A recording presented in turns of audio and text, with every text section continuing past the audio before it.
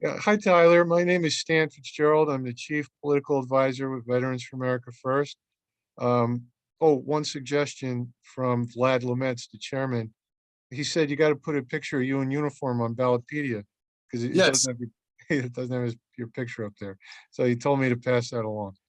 yes, sir. Um, but can you tell us a little bit about yourself, your background, and also the office you're running for? Uh, I was I was born in Los Angeles, California. I was raised there till I was about 16. I come from a broken home. I got three brothers. My mom was born blind. So when I say humble beginnings, we didn't even, we never even had a car for 12 years of life when my parents split. Well, Um, Played football, baseball, my whole entire life. Then we moved to Massachusetts the end of my junior year in high school because I wanted to play college football. Uh, but then after playing my senior season, I decided that I didn't really have enough discipline and I just had a different calling in life. And at the gym where my mentor was, he was an old Marine from back in the 60s. And probably one of the best dudes I've ever met in my life. And decided that I didn't have enough discipline, so I figured the Marine Corps could give that to me. Which is different because my dad's side of the family has a very big lineage when it comes to the military. My grandfather fought Normandy, Korea, and Vietnam. My dad was in Nam, and my uncle was in Vietnam, uh, in Persian Gulf, and he retired as a one-star general out of one of the most decorated pilots in Air Force history, and he retired as a one-star general. well, But nobody had ever been a Marine, and I figured that was more my style, more of who I was. So January '98, I went and saw the Marine Corps recruiter on Monday, and I told him if he got me out of the snow and the cold, I would sign and get and ship immediately. He said he could do that for me. So Monday I was at the recruiter. Tuesday I was in Boston at MEPS, and Wednesday I was at Paris Island. So there you go. That was quick. yeah, so I think I was in the DEP program for 12 hours. And I know you had some phone conversations with Chairman Lamets about your experience. Can you just share that for the rest of the board? Yes. So I was always blessed. I figured God was always taking good care of me because when I went through Paris Island, I then went to infantry school at Camp Lejeune, and I actually graduated second in my class. So then this being graduated second, I was selected for anti-terrorism. So instead of going to the fleet, like normal the infantry guys go, I actually was sent to Chesapeake, Virginia for 6 weeks for anti-terrorism school. And then from there, I graduated top 5% of my class. So I was sent to Kings Bay, Georgia, which was the highest personnel reliability program. So I spent 2 years guarding nuclear missiles and nuclear submarines. From there, I did really well. And then I was hand selected to go to a chem bio anti-terrorism unit. It was called CBRF. It was the only kind of in the world. And PCS up to Lejeune. And when I got there, I found out the whole unit was PCSing to DC. Bill Clinton at the time was the president, and he felt that there was a weapons of mass destruction, it would be centered in DC. So he moved the whole battalion to DC, which he was kind of right.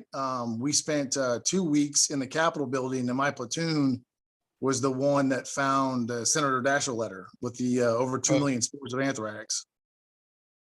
So that was kind of cool, kind of being places during history, Right.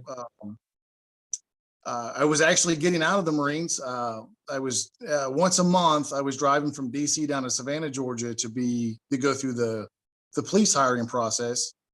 And September 10th, 2001, I was actually notified by the city of Savannah that I was offered employment with the Savannah Police Department. And the next morning I woke up and I was actually, I was at transition class. And back then we had pagers, and my pager went off. So I had to run out and find a payphone, because, you know, us old people know what payphones are. With Yeah, I can relate to that. You always had to drive around with quarters in your car. Yeah. I called back and I said, "What's going on?" And they said, "We're under attack." I said, "Under attack from who? We're not under attack."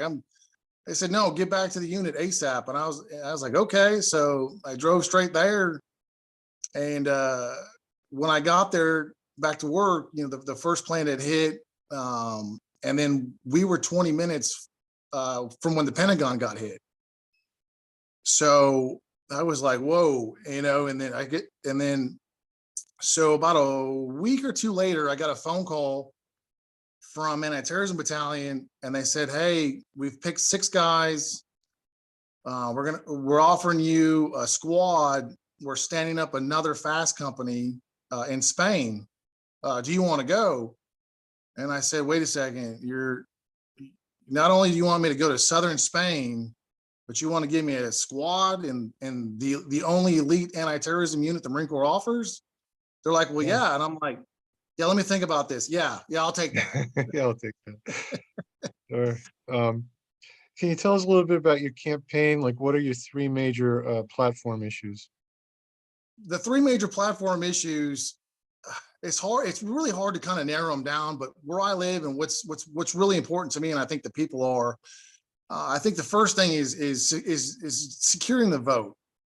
We really can't do anything here in the state of Georgia, specifically because I don't know how far, you know, people will actually get into Georgia politics. But for the past 20 Well, years, my wife and I, we live in Georgia, so yeah, Oh, yeah. So you're talking to somebody in Georgia now. We're up in Cobb County. okay, okay. So you're right by me. You're about 45 minutes, 50 minutes away from me. I live in Sure. Dawsonville. Okay, yeah, you're not far at all. So you know, the problem about 20 years, Georgia hasn't been ran by a real Republican Party. Right. It's mostly you know, the word rhino gets thrown around a lot, but you know, I mean, if the shoe fits, I mean, the policies that Georgia lawmakers that are supposed to be Republicans that have passed have been extremely detrimental to a conservative way of life. And that was, you know, that was always well hidden until 2020, Yeah. with Trump just getting, I mean, I don't want to, you know, use bad words, but I mean, just basically screwed out of an election. Right.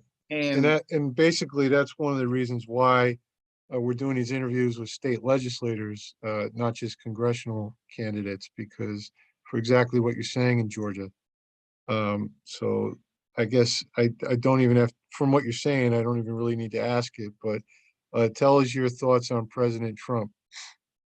so, like everybody else in 2016, to be honest with you, I had never voted in my life. I served under Clinton, I served under Bush, and I served under Obama, and I didn't even feel like they were worth the calories even going to vote for them. They were all garbage. I mean, you know, they're the same person, that just with a different suit. Right. Um, so when 2016 came around, I was really interested because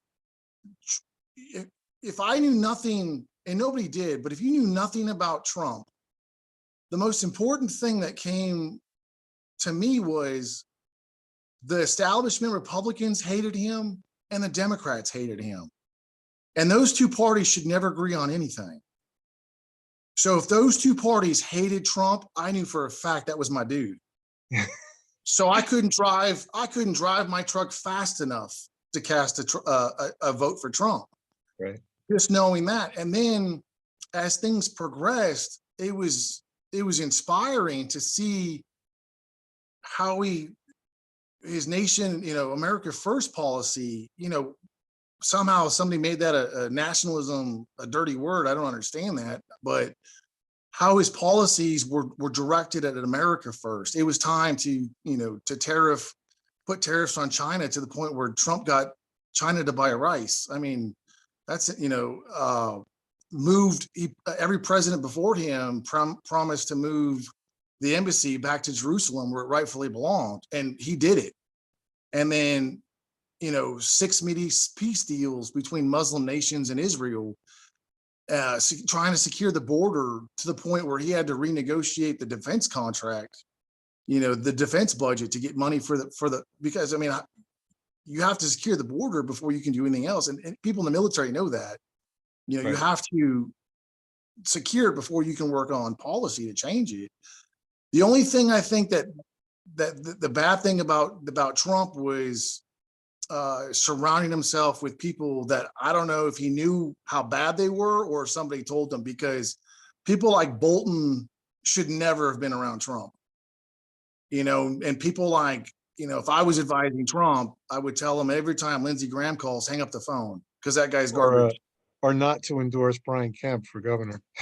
And I think it's just because Kemp came out of nowhere. But the thing about Kemp that bothers me is he ran on constitutional carry. Yeah. But he's held it in his hand until it looks like Purdue's gaining ground on him. And then all of a sudden, now it's cool. Yeah. You know? I mean, he's a politician, Kemp, and he was looking to have something, to help him get across the primary. Yeah. So yeah, that's obvious. So I take it you support the Trump ticket like we do? Oh, I am 100% the Trump ticket. I've never stopped supporting Trump. To this day, I still support him. People like, because you know how it is. Once you get into politics, people that don't follow it always ask you your opinion and stuff. And I just tell people, I pray to God that Trump runs and he takes DeSantis as his vice president. There you go. Because if we can get 4 years of Trump to break up all of that again, and then get 8 years of DeSantis, if America had 12 years of those policies, good Lord, we would be the beacon of light again for the rest of the world. There you go. And one last question. As far as Wade, your competitor, it's my understanding he endorsed Governor Kemp. Is that correct? So yes, and I pull his donations and I show everybody. So Kemp's wife, Roethlisberger's wife, David Ralston, the disgusting Speaker of the House, and his wife have all donated to Wade's campaign heavily.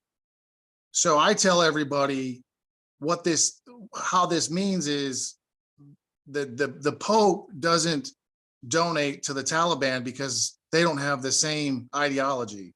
Right. You only send money to people that believe in what you believe in and support. So if those three are Trump's public enemy number one that he's came out publicly and said, then there's the difference. The difference is he is supported and votes on the policies of public enemy number one, and I don't, and nor would I.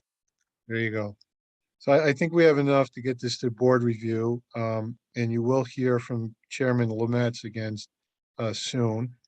And also, could you recite the oath that's in the email there, please? Just raise your right hand. Is there a way that I can get to it? Yeah, can you click on your email? I could still see you.